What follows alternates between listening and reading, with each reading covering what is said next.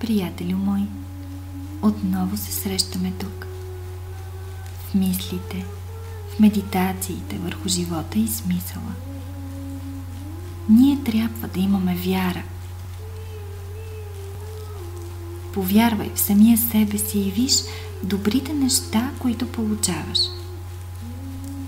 Не се вторачвай толкова в лошите, а се постарай да ги преодолееш и изкорениш от живота си. Човек трябва да има вяра. Вярата ни помага във всичко. С нея можем да преодолеем всяка пристрастеност. Това е възможно. Това е препоръчително. Това е нужно, скъпи ми приятелю. И това е нещо, за което можеш да се бориш, за което трябва да работиш. Когато си благодарен за всички възможности, които Господ ти е дал, когато имаш вяра в това, че майката природа те е дарила с всичко, с сетивата, с които възприемаш красотата на света, с толкова прекрасни приятели и учители, които те озаряват с мъдростта си, тогава можеш да кажеш: да, това е, което искам. Имай вяра. Имай вяра в самия себе си. Животът е прекрасен и трябва да продължиш напред. Не се отказвай. Бъди смел. Бъди победител в света на вечността, защото материята никога не ще можеш да победиш в този временен свят. Единственото, което можеш да направиш, е да приемеш старостта с достоинство. Да приемеш промяната с достоинство. А болестта, когато дойде, да приемеш като урок, който ти помага да израснеш. Болестта, страданието, мъката са твои учители. Загубите в живота ти също. Всички тези неща са част от творението и ти се дават, за да израснеш. Учи се, приятелю мой. Разбери, че всичко красиво и славно на тази земя съществува по волята на Бог, защото Той е пожелал то да съществува. А сега трябва просто да му се отблагодариш за това, което ти е дал.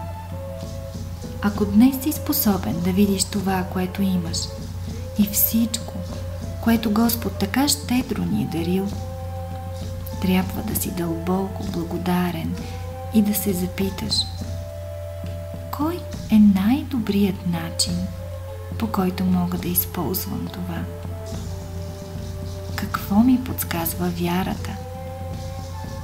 Какво ми казва Бог? Какво иска Той от мен и от всички нас? Как ние заедно можем да направим нещо красиво с нещата, които Той ни е дал?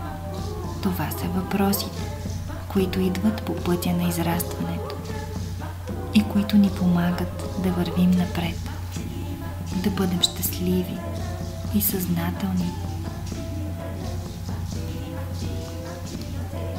А когато те налегне тъга, имай вяра. Имай вяра във вечния живот. Вярвай на вътрешния си водач. Вярвай в истината. Имай вяра, че законите на природата ти помагат и че единственото зло е това, което носиш в себе си и не искаш да превъзмогнеш. Имай вяра, че вечната любов съществува и че още днес можеш да я постигнеш. Още днес, мили приятели. Животът е задача. Твоя собствен път е едно малко уравнение, което трябва да решиш. Затова хайде да действаме. Хайде да продължим напред. Не се отчайвай. Имай вяра в Божественото. Имай вяра в законите на Вселената, в свещената геометрия, в това, че твоите действия и техните реакции никога не са случайни. Ти си вечно същество и трябва да научиш по най-бързия начин всички уроци, които Вселената ти дава. Тази твоя вяра те прави много мил за Бог. Ти само се помоли искрено и от дъното на душата си. Обърни се към Него с имената, които са ти най-близки. Господи, моля те, позволи ми да бъда инструмент на Твоята любов. Толкова време те търсих. Сега съм благодарен, че по Твоята милост имам шанса да се свържа с Теб и Твоята воля. Господи, дай ми вяра, дай ми сила, дай ми благодарност, дай ми състрадание, дай ми радост, която да мога да споделям с другите. Защото ако аз не съм щастлив, как да направя другите щастливи?